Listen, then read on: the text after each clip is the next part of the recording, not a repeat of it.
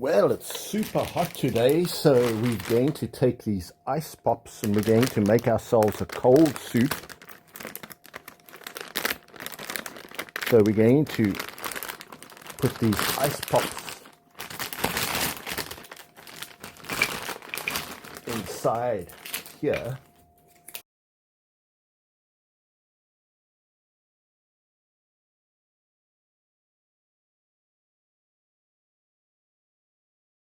Well, here I've got all my lollipops keeping me cold here and some here. So it feels nice and cold on the back here because of these cold lollies there. And it doesn't look too visible. One could almost get away with, if the shirt looked a bit better, if I could just wear just the shirt. So if I'm going to wear something over the shirt, it's going to make it hotter. But just this shirt alone, I mean, it feels perfect with these iced lollies inside it. Lovely and cool there. Wow. So, on this very hot day, I have a shirt that's keeping me cooler. I've got to sew along these chalk lines. So, and then they are going to become the pockets for the ice lollies. Let's call them ice lollies for now, the plastic things that are going to cool me. So I guess I tried all morning to get a sewing machine to work. 2 sewing machines, we couldn't get them to work. So let's sew these pockets by hand. So I'm not the greatest expert at sewing in the world, but I guess it's just a matter of in, out, in, out.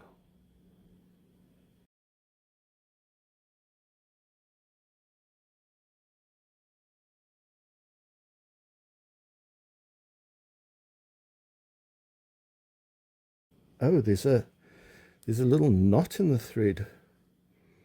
That's why it sticks. My word, how annoying is that? There's like a bump in the thread. I don't know, it must be a knot. Oh boy, the joys of, imagine that was a sewing machine. So just there, and it's going to be with me the whole way.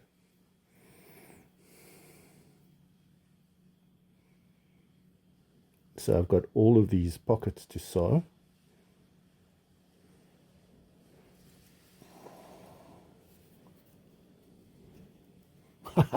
And there's that knot. My word, is that annoying.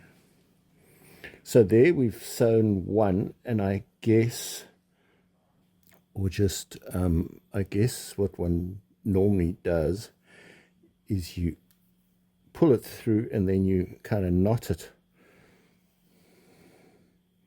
like that. And I think you do that once or twice. Pull it through.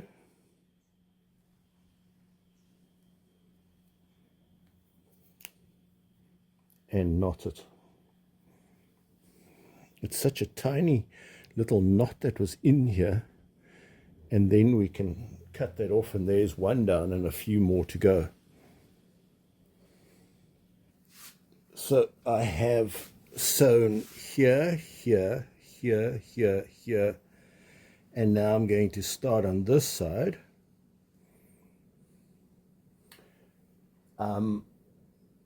Even threading a needle, you know, with my eyesight, I can't really see very well close things. So it's quite difficult to thread this needle. So I was having a little bit of a pity party, thinking, you know, anyone seeing me trying to thread this needle would think I'm such a retard. And they don't realize that when you can't see the hole in the needle, it makes it quite difficult, almost impossible. But anyway, we managed to use one of those needle threaders to thread it.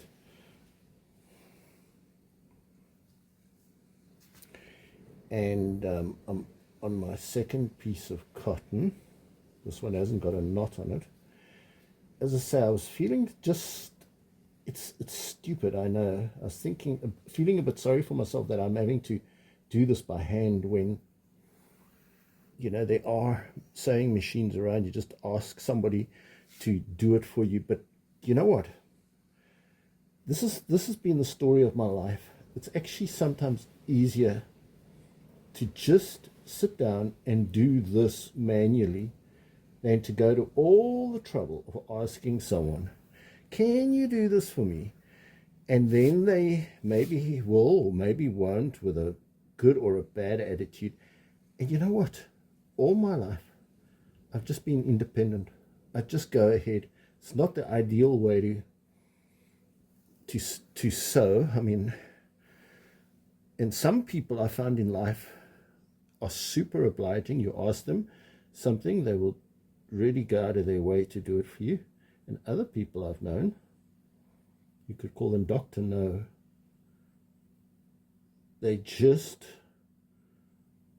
even if it's no inconvenience, whether they got that sewing machines right out there and waiting to sew, and would just take them a few seconds to do. Their basic attitude is no. It's always no. And as I say, I was beginning to feel a bit grumpy and almost sorry for myself that I'm having to do this by hand. Not that it's unpleasant at all. I'm listening to music.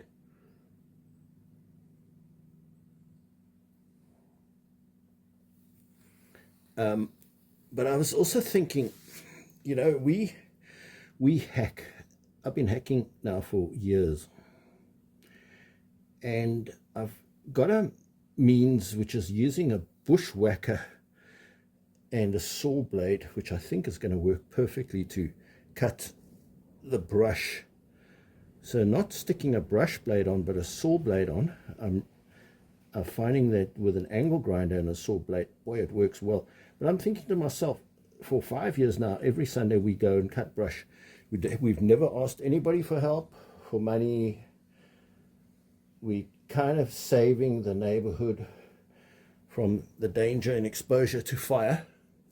I don't feel like I'm getting any younger that I can do the physical work required to keep up with a brush. So I was thinking, boy, I want to get a brush cutter and as I say, with a saw blade, so that we can independently. I don't particularly like chainsaws. I'm not really after a chainsaw. They're too much maintenance.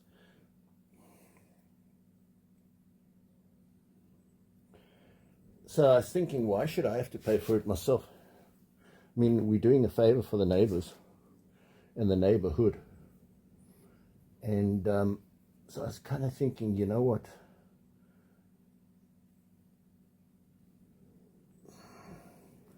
The neighborhood should cough up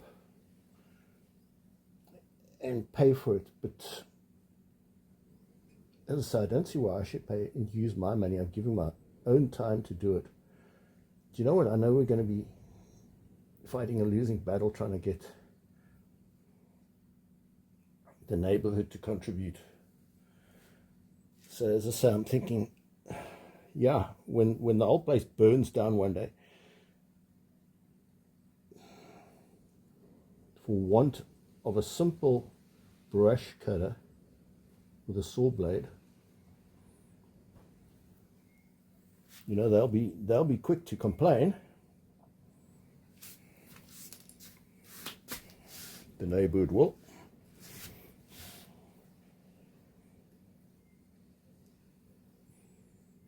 But as I say, I'm just, as I say, feeling, you know, for some people, money is just like no object. They just fritter it away and waste it. And it'd be nothing for them, even people in our neighborhood, to contribute, find, if the heart is willing, a way to contribute to their own safety, which is by having the fire breaks cut around this area. And maybe I should put it out there, what we need.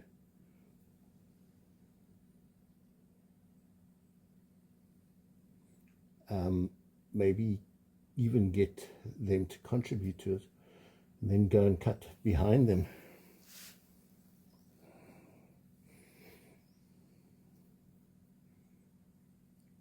I think, say you take the California area where it's prone to fires, I think you're going to find that in future people are going to just have to, almost like a gardening service, you're just going to have people, pay people to cut the brush around your house and keep it cut. Otherwise it's going to come back, and these fires are here to stay. But I don't see why the people who are,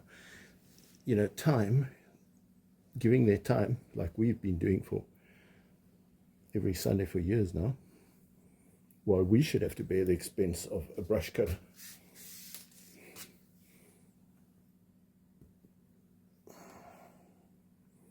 So these pockets are coming on, and as I say,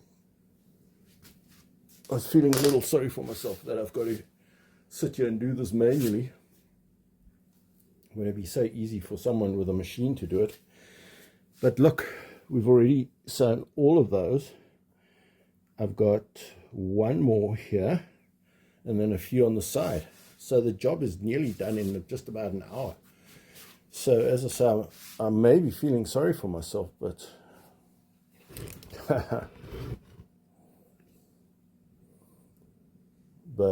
at least the job's getting done.